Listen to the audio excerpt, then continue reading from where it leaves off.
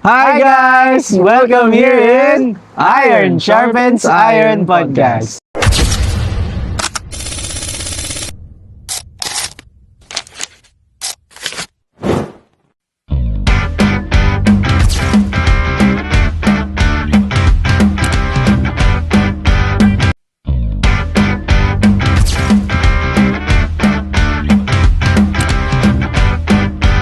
Coach Mike, nasan tayo ngayon?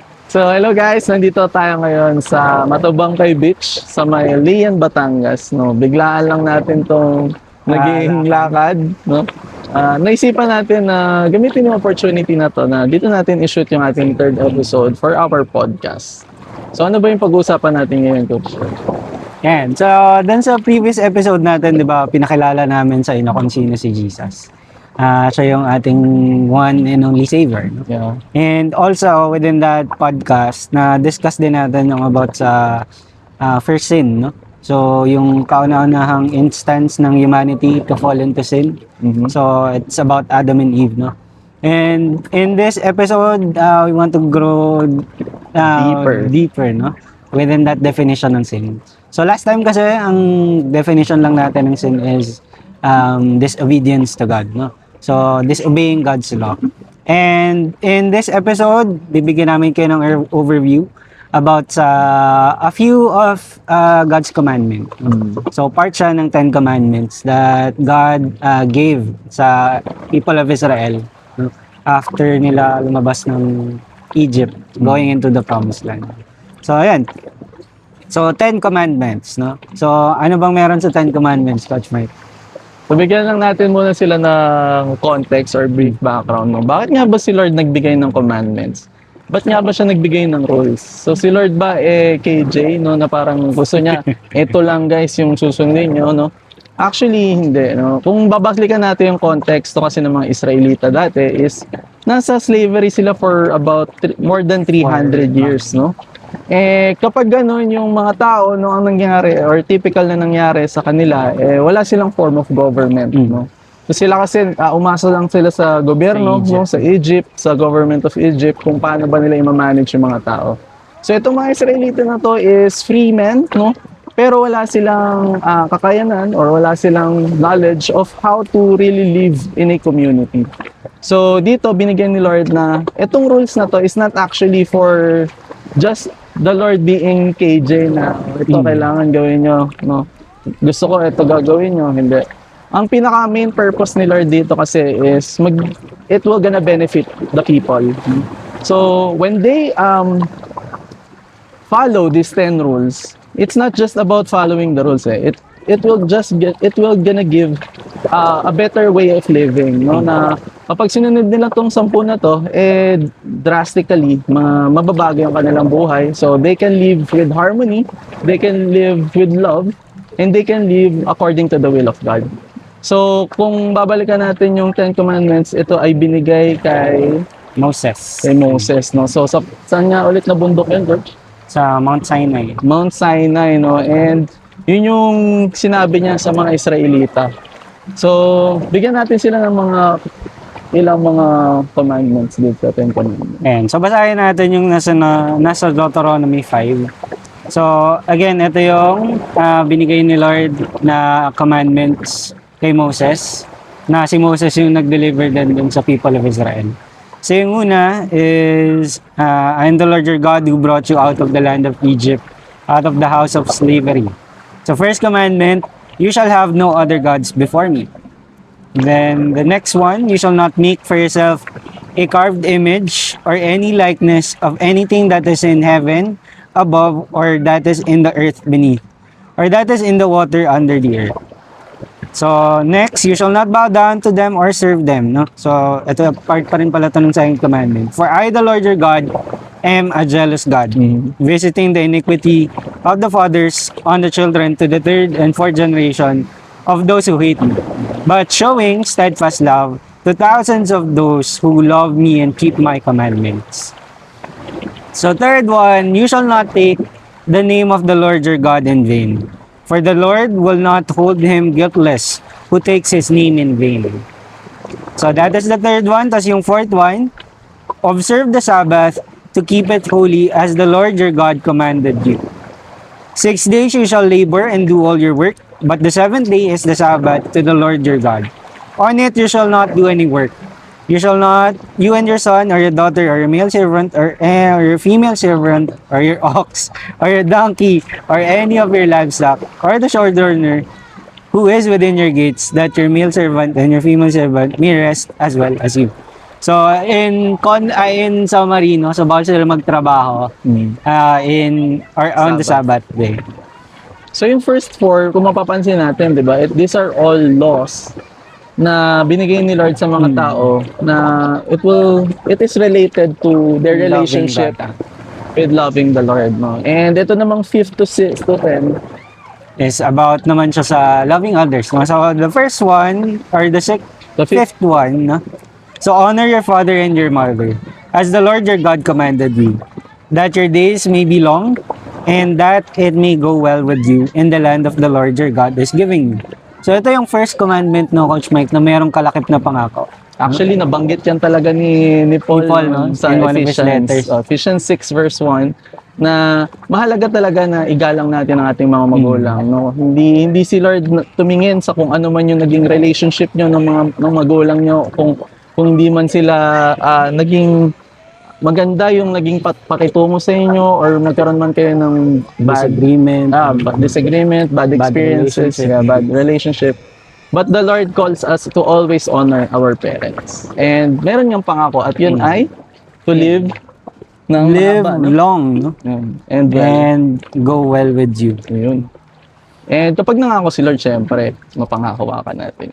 Promise So, keeper. Yeah. So, yung seventh na natin. And so you shall not murder. Next is you shall not commit adultery. Next, you shall not steal. And you shall not bear false witness against your neighbor. And you shall not covet your neighbor's wife. And you shall not desire your neighbor's house, his field, or his male servant, or his female servant, or his ox, or his donkey, or anything that is your neighbor's. So yun, huwag natin kainggitan daw yung kahit Kung anong anong meron. pagmamayari ng kapwa natin. So yun, those are the 10 commandments, no? So again, tulad nung sabi ni Coach Mike, the first 4 ay loving God, and then the 6 fifth to the 6, no? Ay fifth to yeah, 5 to 10 is all about loving your neighbor as you also love yourself. So nabanggit yan ni Jesus, no, na tinanong kasi siya ng mga Pariseo, di ba? What are the greatest commandment? So yun yung binanggit ni Lord na we have to love the Lord our God with all our mind, with all our heart, with all our mind, and with all our soul. Soul and strength. Soul and strength. Depende yan sa ano, sa gospel. Translation. So kay Mark yata yung merong strength. But anyway, God summarizes the complete law, and sabi niya, doon din nakabase yung mga propeta sa law na yun, na kailangan nating mahalin ng Diyos, no, ng ating buong puso, lahat ng ating buong pagkatao. And yung pangalawa naman is kailangan din, syempre, mahalin natin yung ating mga kapwa. No? Isa yan sa mga patotoo, no, na tayo tunay na nagmamahal at tunay nating mahal ang Diyos, minamahal din natin ating mga kapwa. So ngayon, siguro pag-usapan natin ng mas deeper pa, paano ba yung naging atake dito ni Jesus? No, kasi mapapansin nyo, ito ay pinreach or tinuro ni Prophet Moses, no, sa mga Israelita sa isang bundok, no, sa Mount Sinai. Meron din namang gantong version si Jesus, no, ang modern version ni Jesus, wherein sa bundok niya rin ito sinabi. So it's a prophetic gesture wherein Jesus wants to correct some of those rules or some of those laws na wherein when it passes through generations kasi medyo nagbabago-bago na yung mga nagiging context, nagbabago yung mga rule, no, natutwist ng unti-unti itong mga batas na to, wherein Jesus is there to correct their belief and to break those common misconceptions of what the law really is and ano ba talagang intention ni Lord dun sa mga batas na to. So siguro simulan natin sa yung thou shall not murder, no? Yeah. So paano kaya yung inatake ni Lord sa Sermon on the Mount? Yan. So, basahin natin yung sa Matthew 5, no? So, verse, 21 to 26, yung about sa murder, no? So, sabi dito, you have heard that it was said to those of old, you shall not murder, and whoever murders will be liable to judgment. So, yung judgment na yun is, pwede siyang punishable by death. So, ngayon, so kapag pumatay ka, liable ka for judgment. So, which can be death penalty. But I say to you that everyone who is angry with his brother will be liable to judgment. Whoever insults his brother will be liable to the council. And whoever says, you fool, will be liable to the hell of fire. So, yan, no? Sinabi ni Jesus na hindi lang pala yung patay mo Patay. ng literal ay murder. Mhm. But yung point pa lang na or yung instance pa lang na magalit ka, you have been liable to that, no? You have committed murder na pala. Sa puso natin.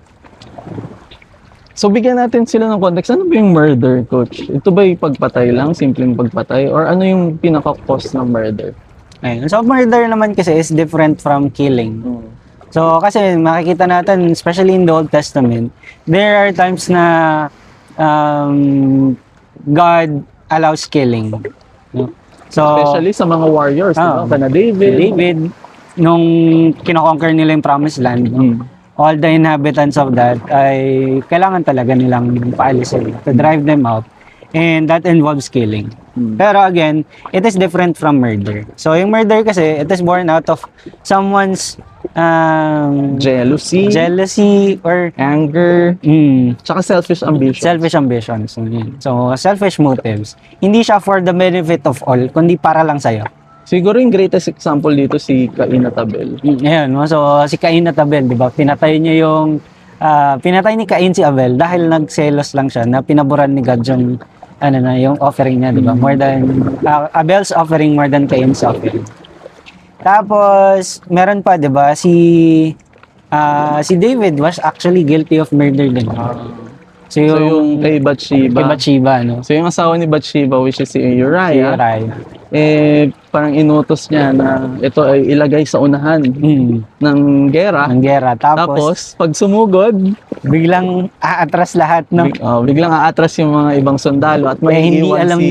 na hindi alam ni na hindi alam ni Uriah, which is, ang mangyayari, may iwan siya sa gitna ng laban na medyo mataas syempre yung probability na mamamatay siya doon. So, yung naging action doon ni David was actually a murder kahit hindi siya yung pumatay, pero sa puso niya and intention niya, no, yung bad motive niya is actually to kill Uriah. So, that is type of murder. So, yun nga, again, Jesus was actually against that, no? That bad motive na meron tayo sa ating puso, having that sinful nature na meron tayo, no?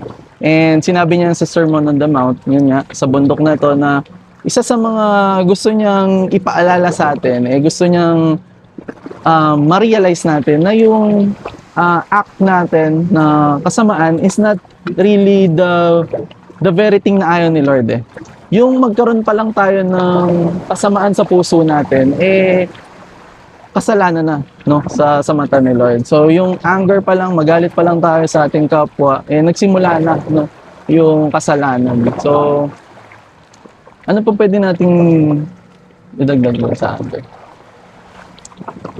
After nun, yung sa worship. Ayun, sige, siguro. Bigyan din namin kayo ng overview about how to deal with kapag nagalit ka daw. No? So, paano mo daw budget so dapat i-address? So, ayun, sabi dito ni Jesus, so if you are offering your gift at the altar and there remember that your brother has something against you, leave your gift there before the altar and go. First, be reconciled to your brother and then come and offer your gift. So, ayun, no? So, may nabanggit dyan na altar. Ano ba yung altar? Ayan. So, di ba yung altar is where we put our offerings, no? So, in those days, meron silang altar na pinagbibigyan ng offerings nila, no?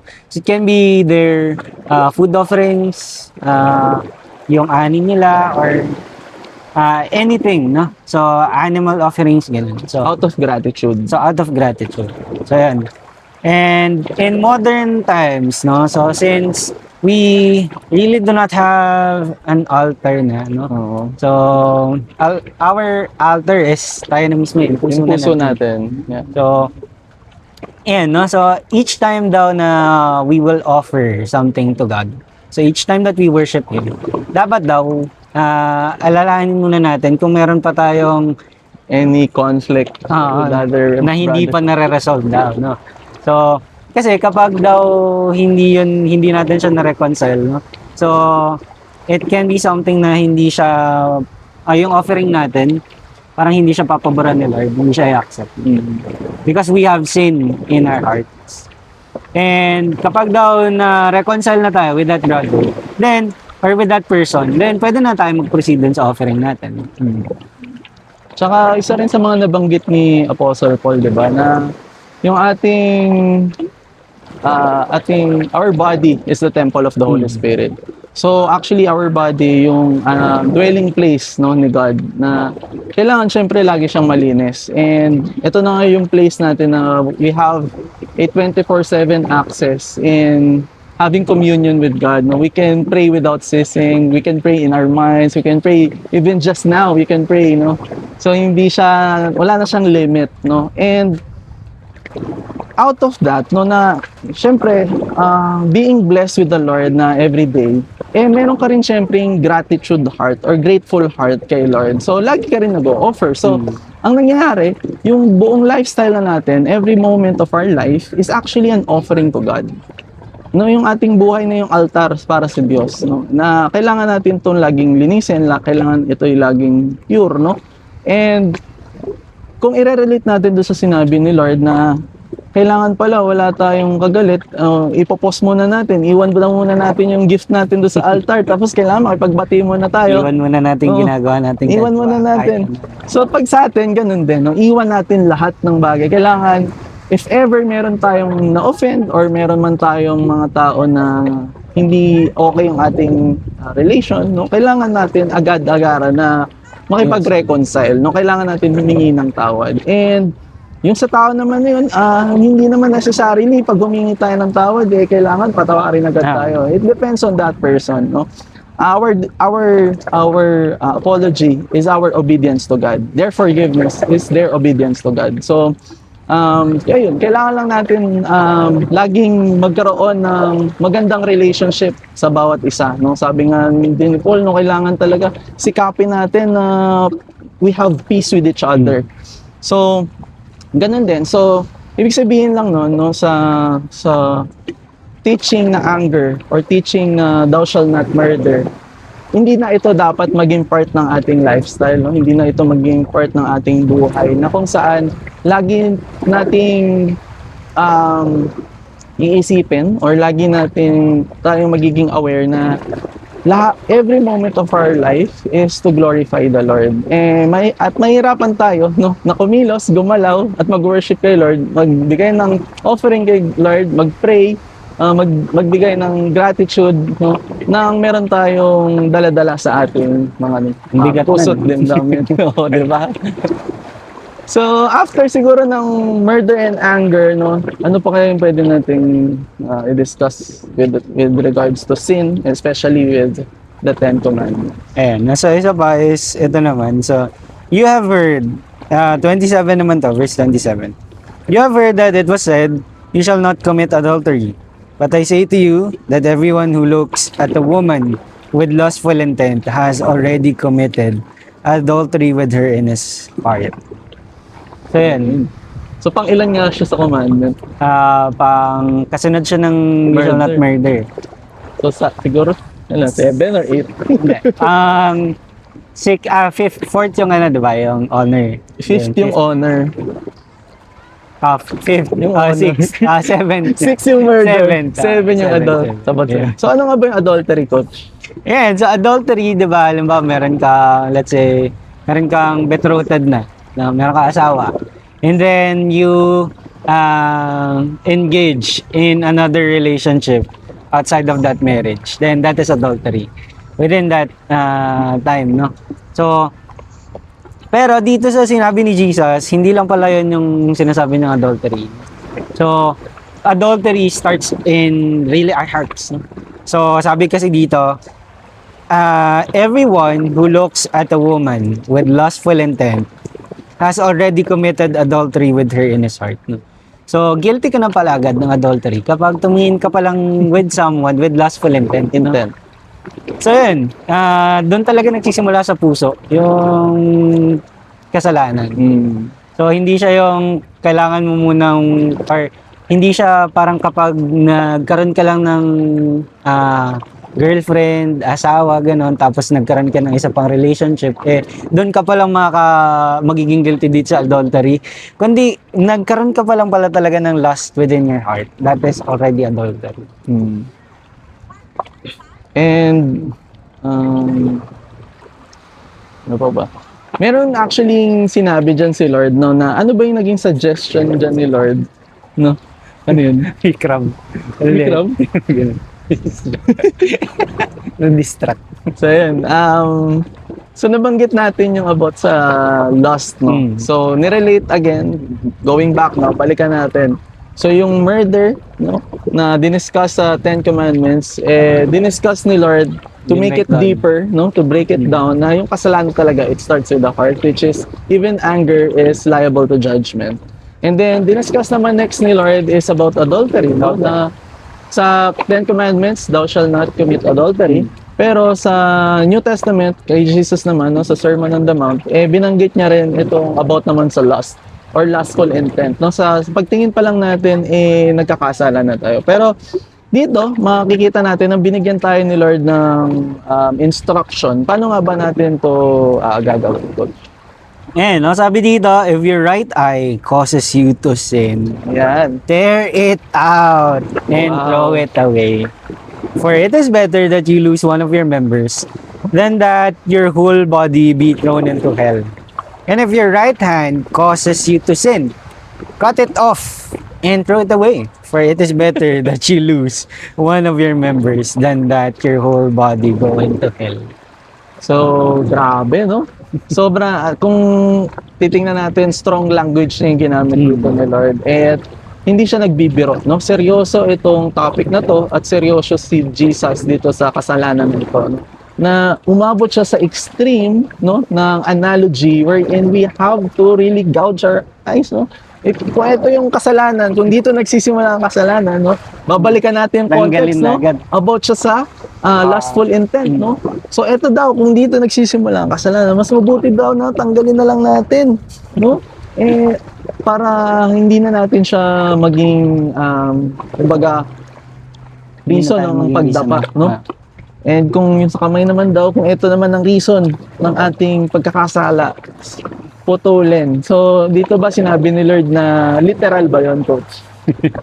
Kasi sinabi nga ni God na, binibreakdown ni God na, or ni Jesus na yung kasalanan nagsisimula siya sa puso. So, ibig sabihin, doon natin dapat i-cut off yung reason yun, or yung root of sin within our hearts. No? So, doon siya dapat matanggal. So, alisin natin sa puso natin yung mga ganong kasalanan, no? That lustful intent, that anger, no? So, kailangan natin i-deal yung puso natin. So, pwede kasi natanggalin mo yung mata mo, pero nandun pa rin. Nandun pa rin siya eh. May isip mo pa rin siya. ulit yung kamay mo, nandun pa rin. Nandun pa rin. Pinutol yung paa, nandun pa rin. Ilan pa ba yung puputulin natin para matanggal yun? No? Wala ka ng parte ng katawan pero may kasalanan ka pa rin. So, ang kailangan daw natin talagang heart transplant talaga, no? So, may nabanggit dyan about sa circumcision of the heart. Explain mo nga yan, Coach.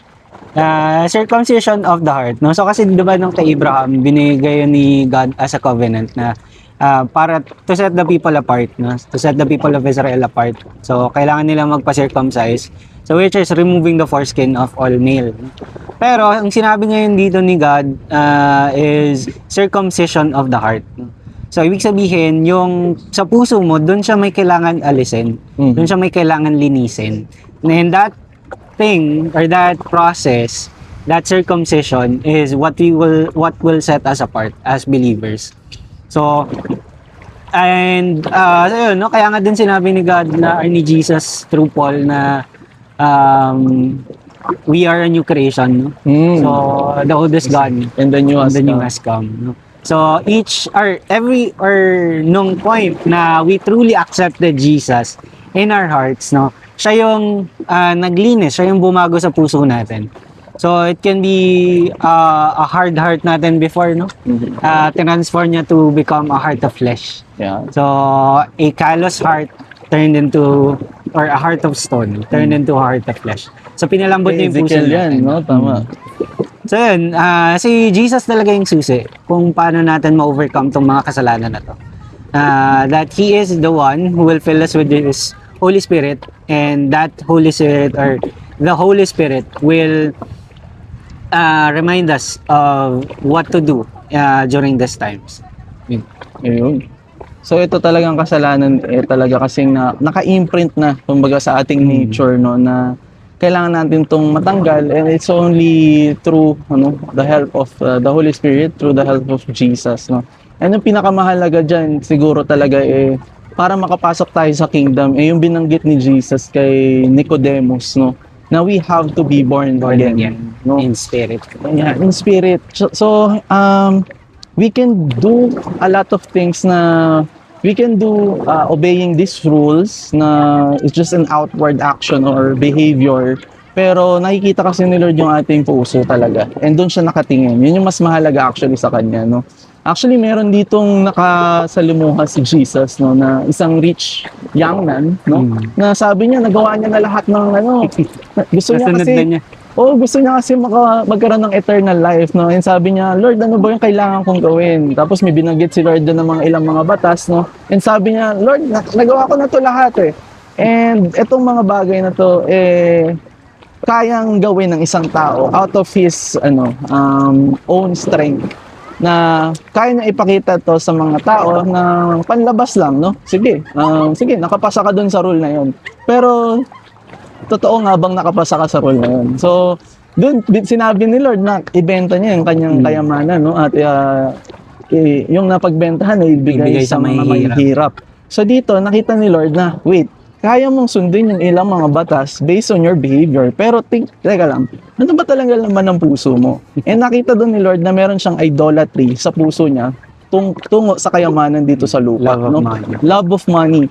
So doon na pinpoint ni Lord na, kailangan mo ng eternal life. Sige, nakuha mo yung ibang mga rules. Pero the root cause or yung ano ba talagang issue ng heart mo, kailangan nating mabago. And binigyan siya ni Lord ng opportunity, no, na kailangan mo tong gawin, no, para maka-enter into the kingdom of God, no.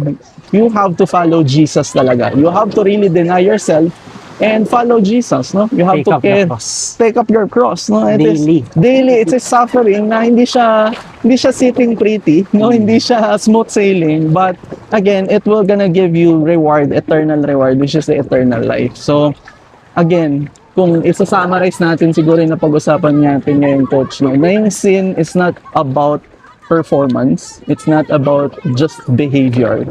It's really what's inside our hearts. So, yung mga Pariseo kasi, nung panahon na yun, gusto nila baguhin yung behavior muna bago luminis yung puso. They want to do it from the outside in. But the Lord wants us to do it from the inside out. So, kailangan muna, baguhin natin yung puso natin. At we have to be born again in spirit, no, which will gonna give us the seal of salvation, and you're gonna give us the Holy Spirit that will gonna guide us every step of the way. And magiging domino effect na lang yung pagsunod natin sa mga batas. Magiging domino effect na lang yung pagsunod natin sa mga rules natin, no? So, meron ka pa bang gusto niyo add, Coach? Siguro yung ano na lang, no? So, nabanggit mo yung sa mga Pariseo. One of the things din kasi the woes na binigay ni Jesus to the scribes and Pharisees is dinescribe sila as whitewashed tomb. No? Grabe. So, whitewashed tomb, ibig sabihin, grave sila na malinis ng labas. No? And a grave, di ba, ano yung nasa loob? Di ba, bangkay, Patay, no? oo. Patay, nabubulok. So, ganun niya dinescribe yung mga Pariseo that time, that they are too focused on the outside. looking good, no? In the outside. Looking holy. Pero, pagdating dun sa puso, nandun pala yung lahat ng tinatago nilang karamihan. Yan. And so yun, no? Jesus really wants us to be purified from the inside. Mm. So, the outside will just follow. No? So, yung pagsunod lang natin, no, na magfo-flow na lang talaga siya. No? Mm. So, it's not something that you manufacture. The fruit Yan. that Ganda. we produce is not something that we can manufacture. So, it is something that only happens when we abide in Jesus. No? Sinabi din niya yun, no? So, that He is the true vine, and whoever abides in Him are those that will bear fruit. Bear much fruit. So, ibig sabihin lang talaga is the more that we abide in His presence, the more that we talk to Him, read His Word, have fellowship really with Him. Yeah. Doon lang tayo magpaproduce ng mga bunga. Hindi siya yung Kailangan mo siyang kailangan mong pilitin na sundin. Nagagalit ako, kailangan mo hindi magalit. No? Hindi. So, hindi eh. It is the love of God that we experience that will really drastically change us.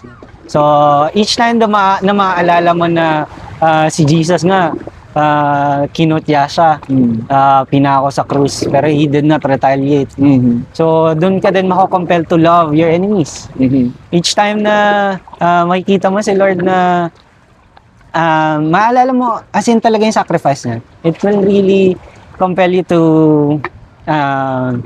turn away from sin.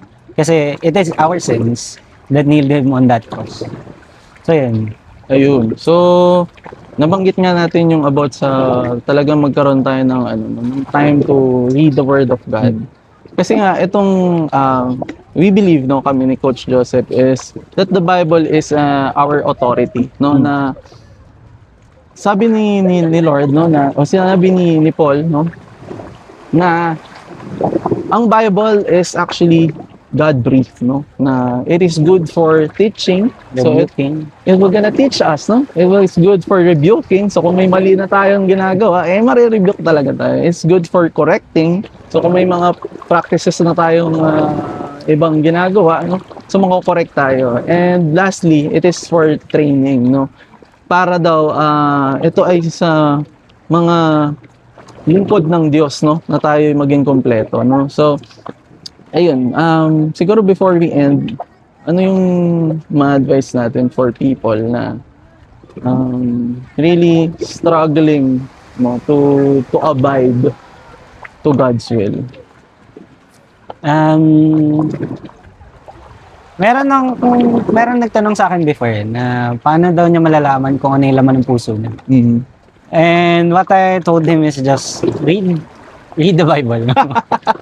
Kasi doon mo talaga siya makikita. It's a mirror, no? Mirror, no? So, each time na may mababasa ka about, let's say, anger, na may kagalit ka pala, marerebuke ka, tatamaan ka talaga, no? Parang it will really weigh you down na to the point na hahanapin mo or pupuntahan mo yung kagalit mo na yun para humingi ng tawad, para ma-reconcile, no? So again, it is the Word of God that will rebuke us. And it is the Word of God that will also compel us na to take action. No? And what we really have to do is to just be humble enough, no? To humble ourselves down before Jesus na kung ano man yung ipagawa niya, magpasorry man siya dun sa pinaka-kinaiinisan natin na tao, is we are willing to really obey all because we experience the love of God. So, yun lang talaga. Just take your time and read His Word. And not just to read, but also to reflect. Yeah, to meditate So, on meditate.